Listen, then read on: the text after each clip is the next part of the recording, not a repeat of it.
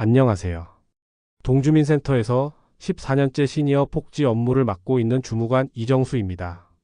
저는 오늘 한 분이라도 잘못된 정보 때문에 손해를 보지 않으시길 바라는 마음으로 이 자리에 섰습니다. 그런데 요즘 정말 심상치 않은 얘기들이 들려옵니다. 기초연금이 내년부터 폐지된다는 말, 70세가 되어야만 받을 수 있다는 말, 부부가 같이 살면 더 많이 깎인다는 말까지 이 모든 이야기를 믿고 불안해하시는 어르신들을 하루에도 수십 명씩 만나고 있습니다. 저 역시 처음엔 설마 그렇게까지 바뀌겠나 싶었지만 보건복지부의 공식 자료와 최근 발표를 하나하나 확인한 순간 마음이 무거워졌습니다. 중요한 변화들이 이미 시작되고 있었고 정작 당사자이신 여러분은 거의 모르고 계셨기 때문입니다. 이 변화는 어떤 분들에게는 앞으로 몇 년간 매달 수십만 원의 혜택을 더 가져다 줄 수 있습니다. 하지만 대비하지 않으면 오히려 수년치 기초연금을 한 번에 날려버릴 수도 있습니다. 단순히 금액의 문제가 아니라 노후의 생활 안정과 직결된 문제입니다. 오늘 저는 14년간의 현장 경험과 가장 최신의 정책 자료를 바탕으로 기초연금이 실제로 어떻게 바뀌는지, 언제부터 달라지는지, 그리고 무엇을 준비해야 하는지 아주 쉽게 풀어드리겠습니다. 부디 중간에 멈추지 마시고 끝까지 함께 해주세요. 이 영상이 여러분의 노후를 지켜드리는 첫 걸음이 될 수 있습니다.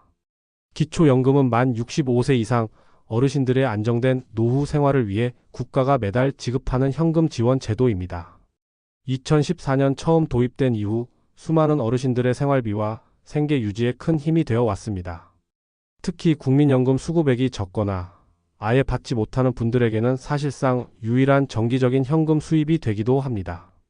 2025년 현재 기초연금의 기준연금액은 월 34만 2,510원입니다. 작년보다 약 7,690원이 인상된 금액으로 물가상승률 2.3%를 반영해 조정되었습니다. 현재 약 736만 명의 어르신들이 이 기초연금을 받고 계십니다.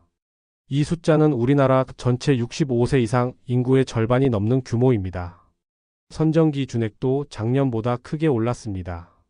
단독 가구의 경우 월 소득인 정액 228만 원 이하, 부부 가구는 364만 8천 원 이하라면 수급 대상이 될 수 있습니다.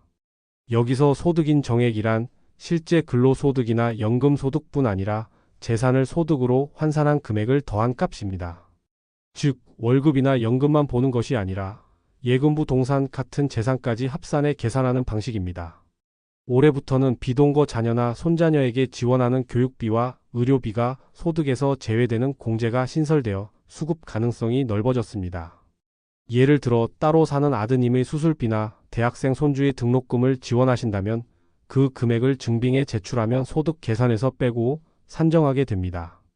이처럼 기초연금은 단순히 나이가 찼다고 해서 모두 받는 제도가 아니라 소득과 재산 상황을 함께 살펴봐야 합니다. 그런데 바로 이 소득 재산 기준과 연금액이 앞으로 큰 변화를 맞게 됩니다. 다음에서는 최근에 퍼진 잘못된 소문과 그 진짜 사실을 하나씩 확인해 드리겠습니다. 요즘 복지관, 경로당, 심지어 버스 안에서도 기초연금 이야기가 많이 들립니다. 그런데 안타깝게도 그중 상당수는 사실과 다른 소문입니다. 이 잘못된 정보들이 걱정을 키우고 때로는 혜택을 포기하게 만들기도 합니다. 첫 번째로 많이 들으시는 말이 기초연금이 곧 폐지된다는 소문입니다. 결론부터 말씀드리면 기초연금은 폐지되지 않습니다. 2025년에도 앞으로도 제도 자체를 없애는 계획은 없습니다. 다만 제도의 지속 가능성을 위해 일부 지급 방식과 대상 기준이 조정될 수 있다는 점은 맞습니다. 두 번째로는 앞으로는 70세가 되어야 받을 수 있다는 말입니다. 이것 역시 현재 확정된 정책은 아닙니다. 학계와 일부 전문가, 시민사회에서 향후 신규 수급 연령을 단계적으로 상향하는 방안을 제안했지만 정부가 법률로 확정해 시행하는 단계까지는 가지 않았습니다. 따라서 아직은 65세가 되면 신청할 수 있습니다. 다만 이런 논의가 진행되고 있는 것은 사실이므로 변화가 공식 발표되면 빠르게 확인하고 대비하는 것이 필요합니다. 세 번째로는 부부가 같이 살면 무조건 많이 깎인다는 말입니다. 현재는 부부가 함께 수급할 경우 각자 20%씩 감액하는 부부 감액 제도가 있습니다. 하지만 이 제도는 불합리하다는 지적이 많아 정부에서 2027년부터 단계적으로 완화해 2030년에는 완전히 폐지하는 방안을 추진 중입니다. 특히 소득 하위 40% 부부 가구부터 우선 적용될 가능성이 큽니다. 이처럼 사실과 다른 소문이 불필요한 불안감을 만들고 있습니다. 정확한 공식 자료를 확인하고 변화가 확정되면 그 시점에 맞춰 대비하는 것이 무엇보다 중요합니다. 기초연금은 앞으로 몇 년 안에 큰 폭의 인상이 예정되어 있습니다. 가장 중요한 변화는 기준연금액이 현재 34만 2,510원에서 최대 40만 원까지 오른다는 점입니다. 정부 계획에 따르면 2026년에 먼저 소득이 낮은 어르신들, 즉 소득 하위 20%를 중심으로 40만 원이 적용됩니다. 이어서 2027년에는 소득 하위 70% 전체로 확대될 예정입니다. 이렇게 되면 대다수 수급자분들이 월 40만 원을 받게 됩니다. 이 변화는 단순히 몇만 원이 오르는 수준이 아닙니다. 매달 5만 7천 원이 더해지면 1년이면 68만 원이 넘고 5년이면 340만 원 이상 차이가 납니다. 생활비에 보태 쓰시거나 건강관리, 손자, 손녀 용돈까지도 가능해질 수 있는 금액입니다. 다만 모든 분들이 동시에 인상 혜택을 받는 것은 아닙니다. 2026년에는 소득이 더 낮은 일부 어르신들이 먼저 인상분을 받고 그 다음 해에 전체로 확대됩니다. 본인이 소득 하위 몇 %에 해당하는지는 반드시 확인해야 합니다. 주민센터나 국민연금공단에 문의하시면 현재 기준으로 본인의 소득인 정액과 순위가 어디에 해당하는지 바로 알 수 있습니다. 또 한 가지 주의할 점은 기준연금액이 인상되더라도 선정기준액과 소득인 정액 계산 방식은 함께 확인해야 한다는 것입니다. 재산이나 소득 변동에 따라 수급 자격이 바뀔 수 있기 때문입니다. 현재 기초연금을 부부가 함께 받고 계신 경우 각각의 연금액에서 20%가 감액되는 부부 감액 제도가 적용됩니다. 예를 들어 올해 기준연금액이 34만 2,510원이라면 부부 가구는 각자 약 27만 4천 원 정도만 받게 됩니다. 합하면 54만 8천 원 수준입니다. 이 제도는 과거 경로연금 시절부터 이어져 왔습니다. 부부가 함께 살면 생활비가 절약된다는 전제에서 도입된 것이지만 실제 생활에서는 그렇지 않은 경우가 많습니다. 식비, 의료비, 교통비, 통신비 등은 오히려 두 분이 함께 계실 때 더 많이 드는 경우가 많습니다. 이런 현실과 제도의 불합리가 맞지 않다는 지적이 꾸준히 제기되어 왔습니다. 정부는 이 문제를 해결하기 위해 부부 감액 제도를 단계적으로 완화한 뒤 2030년에는 완전히 폐지하겠다고 발표했습니다. 계획에 따르면 2027년에는 감액률이 20%에서 10%로 줄어듭니다. 만약 2027년 기준연금액이 36만 원이라면 부부가 각자 32만 4천 원을 받아 총 64만 8천 원이 됩니다. 지금보다 부부 합산 월 10만 원 이상 늘어나는 셈입니다. 그리고 2030년이 되면 감액이 완전히 없어집니다. 그때 기준연금액이 40만 원이라면 부부가 각각 40만 원씩 합계 80만 원을 받을 수 있게 됩니다. 지금과 비교하면 매달 25만 원 이상, 1년이면 300만 원 넘게 차이가 납니다. 다만 이 혜택은 소득 수준에 따라 우선 적용 대상이 달라질 수 있습니다. 현재 계획상으로는 소득 하위 40% 부부 가구부터 먼저 완화 혜택을 받을 가능성이 큽니다. 따라서 본인이 소득 하위 몇 %에 해당하는지, 그리고 해당 기준을 충족하는지를 반드시 확인하셔야 합니다. 최근 어르신들 사이에서 가장 많이 나오는 질문 중 하나가 바로 앞으로는 70세부터 기초연금을 준다던데 정말인가요? 라는 것입니다. 이 소문은 걱정과 혼란을 크게 만들고 있습니다. 먼저 현재 법적으로 정해진 기초연금 수급 시작 나이는 만 65세입니다. 오늘 기준으로는 65세가 되면 소득 재산 요건을 충족하는 분들은 신청해 받을 수 있습니다. 아직 이 나이를 66세, 67세, 나아가 70세로 올리는 법 개정이나 시행령 개정은 확정되지 않았습니다. 다만 학계와 일부 전문가, 그리고 정부 내부 일부 보고서에서 신규 수급 연령을 단계적으로 상향하는 방안을 제안한 것은 사실입니다. 제안된 시나리오는 2027년부터 2년마다 한 살씩 상향하여 2035년에 70세로 맞추는 방식입니다. 그러나 이는 현재 논의 검토 단계일 뿐 국회에서 법률로 통과된 정책이 아닙니다. 그렇다고 해서 안심만 하고 있어도 되는 것은 아닙니다. 정책은 예산 상황과 인구 구조에 따라 변할 수 있고 특히 기초연금은 수급 인원이 빠르게 늘어나고 있는 제도이기 때문에 향후 510년 내에 연령 상향 논의가 본격화될 가능성은 있습니다. 따라서 혹시라도 변경이 공식 발표되면 바로 확인하고 본인의 수급 시기를 다시 계산해 대비하는 것이 필요합니다. 이 부분은 특히 지금 50대 후반이나 60세 전후에 계신 분들이 주의 깊게 보셔야 합니다. 왜냐하면 이 세대가 가장 큰 영향을 받을 수 있기 때문입니다. 수급 시작 시기가 몇 년만 늦춰져도 수천만 원의 혜택이 사라질 수 있습니다. 기초연금 수급 여부를 결정하는 가장 중요한 기준 중 하나가 바로 소득인 정액입니다. 많은 분들이 나는 월급이 없으니 당연히 받을 수 있겠지라고 생각하시지만 실제로는 그렇지 않습니다. 소득인 정액은 단순히 월급이나 연금만 보는 것이 아니라 재산을 소득으로 환산한 금액까지 포함해서 계산합니다. 예를 들어 예금이 1천만 원 있으면 이를 일정 비율로 나누어 월 소득으로 계산하고 집이나 토지 같은 부동산도 공시가격을 기준으로 환산해 월 소득에 더합니다. 여기에 근로소득, 사업소득, 연금소득 등 실제 벌어들이는 금액까지 모두 합한 것이 소득인 정액입니다. 올해 2025년부터는 이 계산 기준이 조금 완화되어 수급 가능성이 더 넓어졌습니다. 특히 비동거 자녀 손자녀 교육비 의료비 공제가 신설된 것이 큰 변화입니다. 예를 들어 따로 사는 아드님의 수술비를 지원하셨거나 대학생 손주의 등록금을 내주신 경우 그 지출 금액을 증빙하면 소득 계산에서 제외해 줍니다. 이 공제는 단순히 형식적인 제도가 아니라 실제로 수급 가능 여부를 뒤집을 수 있습니다. 예를 들어 소득인 정액이 기준보다 조금 초과해서 탈락하셨던 분이 자녀 교육비나 의료비 지원 내역을 공제받아 기준 이하로 내려가면 바로 수급 대상에 포함될 수 있는 것입니다. 또한 가정폭력 피해자의 경우에도 조건이 완화되었습니다.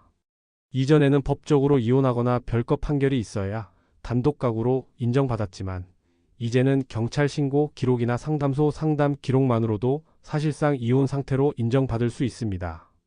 이렇게 되면 부부 감액이 적용되지 않아 더 많은 금액을 받게 됩니다. 이번 기초연금 제도 변화는 모든 분들에게 똑같이 적용되는 것이 아닙니다. 어떤 분들은 월 10만 원 이상 더 받을 수 있는 기회가 생기지만 반대로 어떤 분들은 아무 대비 없이 혜택이 줄어들 수도 있습니다. 먼저 단독 가구로 수급하고 계신 분들은 가장 안정적인 위치에 있습니다. 부부 감액 제도의 영향을 받지 않고 연령 상향이 당장 적용되지 않으며 기준연금액 인상분을 그대로 받게 됩니다. 특히 올해부터 적용되는 교육비 의료비 공제와 재산 공제 혜택도 고스란히 누릴 수 있습니다. 다만 소득이나 재산의 변동이 생기면 매년 다시 확인하시는 것이 안전합니다.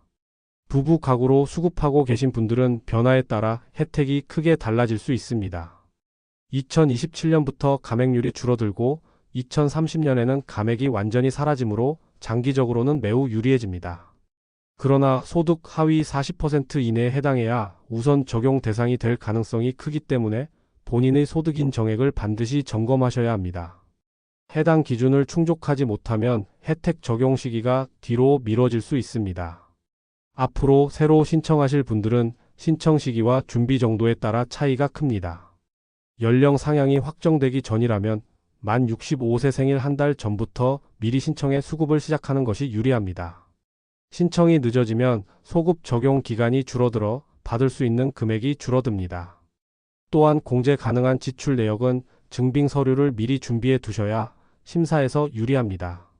이처럼 자신의 상황에 맞게 제도 변화를 활용하는 것이 중요합니다. 단순히 연금액이 오른다더라라는 정보만 알고 계시면 부족합니다. 본인의 가구 형태, 소득 인정액, 신청 시기, 그리고 공제 가능 항목까지 함께 살펴야 진짜 혜택을 놓치지 않습니다. 기초연금은 만 65세 생일이 속한 달의 한 달 전부터 신청할 수 있습니다. 예를 들어 9월 생일하면 8월 1일부터 신청이 가능합니다. 신청 시점이 늦어지면 최대 6개월까지만 소급해서 받을 수 있기 때문에 늦게 알게 되면 수개월치 연금을 그대로 놓칠 수 있습니다.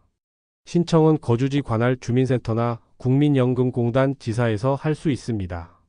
온라인으로도 가능하지만 현장에서 담당자와 직접 상담을 받으면 놓칠 수 있는 혜택이나 공제 항목을 더 꼼꼼하게 확인할 수 있습니다. 특히 서류상 사소한 누락이 수급 여부에 큰 영향을 줄 수 있기 때문에 직접 방문을 권장드립니다. 기본적으로 필요한 서류는 신분증, 통장 사본, 가족관계 증명서입니다. 여기에 소득이나 재산이 있는 경우에는 관련 증빙 서류가 추가로 필요합니다. 재산 관련 서류에는 부동산 등기부등본, 건축물 대장, 토지 대장 등이 있고 금융재산은 각 은행에서 발급하는 잔액 증명서가 필요합니다. 올해부터는 교육비, 의료비 공제를 적용받으려면 해당 지출 내역을 증빙하는 서류가 필수입니다. 예를 들어 자녀의 병원비를 지원했다면 병원 영수증과 이체 내역을 함께 제출해야 하며 대학생 손주 등록금을 냈다면 학교에서 발급하는 등록금 납부 확인서와 송금 내역이 있어야 합니다. 현장에서 자주 발생하는 실수 중 하나는 서류를 한 부만 준비하는 경우입니다. 심사 과정에서 원본과 사본을 함께 요구하거나 추가 자료를 요청받는 경우가 많으니 여분을 준비하는 것이 안전합니다. 또한 신청 후에는 첩수증을 꼭 받아 보관하세요. 나중에 소급 적용 기간을 계산하거나 처리 과정에서 문제가 생겼을 때 중요한 증빙이 됩니다. 기초연금 신청 현장에서 가장 안타까운 순간은 충분히 받을 수 있었던 혜택을 단순한 실수나 오해 때문에 놓치는 경우입니다. 이런 일은 생각보다 자주 일어납니다. 가장 흔한 실수는 신청을 미루는 것입니다. 시간 있을 때 천천히 해야지 하다가 소급 적용 기간 6개월이 지나버려서 수개월치 연금을 놓치는 경우가 많습니다. 특히 생일이 지난 뒤에야 신청하러 오시는 분들이 많은데 그 시점에서는 이미 돌이킬 수 없습니다. 두 번째는 소득이나 재산 변동을 제때 신고하지 않는 경우입니다. 기초연금은 수급 자격 심사에서 소득인 정액을 기준으로 판단하기 때문에 자녀가 취업하거나 재산이 늘어나는 등 변화가 생기면 30일 이내에 신고해야 합니다. 이를 놓치면 나중에 부당 수급으로 판단되어 받은 금액을 다시 반환해야 하는 상황이 생길 수 있습니다. 세 번째는 잘못된 정보에 의존하는 것입니다. 주변 지인이나 온라인에서 들은 내용을 그대로 믿고 신청하지 않거나 불필요하게 포기하시는 경우가 있습니다. 예를 들어 집이 있으면 무조건 탈락이라는 잘못된 생각 때문에 아예 신청조차 안 하시는 분들이 있는데 실제로는 재산 공제와 소득 환산 방식에 따라 수급 가능성이 충분히 있습니다. 또 하나 주의하실 점은 서류 준비입니다. 교육비, 의료비 공제를 받으려면 반드시 증빙 서류가 있어야 하는데 일부 어르신들이 영수증이나 송금 내역을 보관하지 않으셔서 공제를 못 받는 사례가 있습니다. 작은 금액이라도 누적되면 수급 여부에 큰 영향을 미칠 수 있으니 관련 지출은 반드시 기록하고 보관하는 습관이 필요합니다. 기초연금은 단기적인 혜택만 보는 것이 아니라 앞으로 몇 년 뒤의 변화를 미리 내다보고 준비하는 것이 중요합니다. 특히 2027년과 2030년에는 제도상 큰 전환점이 있습니다. 2027년에는 부부 감액률이 20%에서 10%로 완화됩니다. 부부가 함께 수급하는 경우 이 변화만으로도 매달 10만 원 이상을 더 받을 수 있게 됩니다. 그리고 2030년에는 부부 감액이 완전히 폐지되어 부부 모두 기준연금액 전액을 받을 수 있게 됩니다. 이 차이는 1년이면 수백만 원, 몇 년이면 수천만 원의 금액 차이로 이어집니다. 따라서 부부 가구의 경우 소득 하위 40% 이내에 해당하도록 재산과 소득 구조를 미리 점검하는 것이 필요합니다. 예를 들어 불필요한 금융 자산을 미리 생활비나 필요한 지출로 사용하거나 자녀 지원금 중 공제 가능한 항목은 증빙을 철저히 준비하는 것이 좋습니다. 또한 향후 연령 상향이 실제로 시행될 가능성에 대비해야 합니다. 현재 50대 후반 60세 전후인 분들은 수급 시작 시기가 늦춰질 수 있다는 가정하에 다른 노후 소득원을 함께 준비하는 것이 안전합니다. 기초연금이 줄거나 늦춰지더라도 생활에 큰 영향을 받지 않도록 국민연금, 퇴직연금, 개인연금 등을 병행하는 계획을 세우는 것이 좋습니다. 공제 항목의 활용도 장기 전략에서 중요한 부분입니다. 매년 교육비, 의료비 지출 내역을 꼼꼼히 기록해 두면 수급 자격 심사에서 유리한 조건을 유지할 수 있습니다. 가정폭력 피해자나 별거 상태이신 분들은 사실상 이혼 인정 요건 완화 제도를 활용해 부부 감액을 피하는 방법도 고려할 수 있습니다. 이렇게 제도의 변화를 미리 계산하고 준비하면 단순히 주어진 혜택을 받는 것을 넘어 같은 조건에서도 훨씬 더 안정적이고 넉넉하게 노후를 보낼 수 있습니다. 기초연금은 매달 정기적으로 들어오는 소득이기 때문에 생활에 안정감을 주는 동시에 계획적인 활용이 가능합니다. 하지만 아무 계획 없이 쓰다 보면 생각보다 금방 사라져서 혜택을 실감하지 못하는 경우가 많습니다. 먼저 기초연금을 생활 필수비에 우선 배정하는 습관이 필요합니다. 전기요금, 수도요금, 관리비 같은 고정 지출부터 기초연금으로 해결하면 다른 수입은 여유 자금으로 활용할 수 있습니다. 이렇게 하면 생활비 부담이 줄어들고 갑작스러운 지출에도 대비할 수 있습니다. 둘째, 건강관리에 적극적으로 사용하시길 권합니다. 기초연금의 일부를 정기 건강검진, 운동, 영양제 구입 등에 투자하면 장기적으로 의료비 지출을 줄일 수 있습니다. 특히 만성질환 관리에 필요한 약이나 진료비는 꾸준히 지출해야 하는 항목이므로 기초연금에서 일정 비율을 배정해 두는 것이 좋습니다. 셋째, 손자, 손녀와의 관계를 돈으로만 연결하지 않는 것도 중요합니다. 기초연금을 모두 용돈으로 주기보다는 함께 시간을 보내는데 일부를 쓰는 것도 좋은 방법입니다. 예를 들어 가까운 곳으로 소풍을 가거나 가족 모임에서 식사 비용을 부담하는 등 추억을 만드는 소비가 더 오래 남습니다. 넷째, 만약 당장 필요한 지출이 크지 않다면 기초연금의 일부를 비상금 통장에 적립해 두는 것이 좋습니다. 갑작스러운 병원비, 집 수리비, 경조사비 등에 대비할 수 있습니다. 특히 예금이나 적금에 넣어두면 소액이라도 이자가 붙어 장기적으로 도움이 됩니다. 마지막으로 기초연금은 단순한 돈 이상의 의미가 있습니다. 국가가 시니어 세대의 삶을 존중하고 지원하겠다는 약속의 표현입니다. 그렇기 때문에 받는 금액만큼 제도를 지키고 올바르게 활용하는 것이 중요합니다. 오늘 말씀드린 기초연금의 핵심을 간단히 정리해 드리겠습니다. 첫째, 기초연금은 폐지되지 않습니다. 다만 제도의 지속성을 위해 금액, 부부가액, 연령 기준 등의 변화가 진행되거나 논의되고 있으니 항상 공식 자료로 확인하셔야 합니다. 둘째, 2026년과 2027년에는 기준연금액이 최대 40만 원으로 인상됩니다. 소득 하위 20% 어르신은 2026년에, 소득 하위 70%는 2027년에 혜택을 받게 됩니다. 셋째, 부부 감액 제도는 2027년에 10%로 완화되고 2030년에는 완전히 폐지됩니다. 부부 가구라면 소득 기준을 맞춰서 우선 적용 대상이 되도록 준비하는 것이 좋습니다.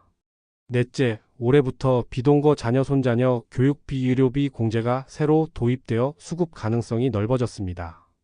해당 지출이 있다면 반드시 증빙을 준비하세요. 이 내용은 혼자만 알고 계시기보다 주변 가족과 지인분들에게도 꼭 알려주셨으면 합니다. 잘못된 소문 때문에 신청을 포기하거나 혜택을 놓치는 분들이 없도록 함께 챙겨주시면 감사하겠습니다.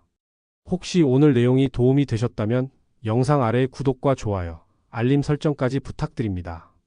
여러분의 응원이 더 많은 어르신들께 꼭 필요한 정보를 전달해 드릴 수 있는 큰 힘이 됩니다.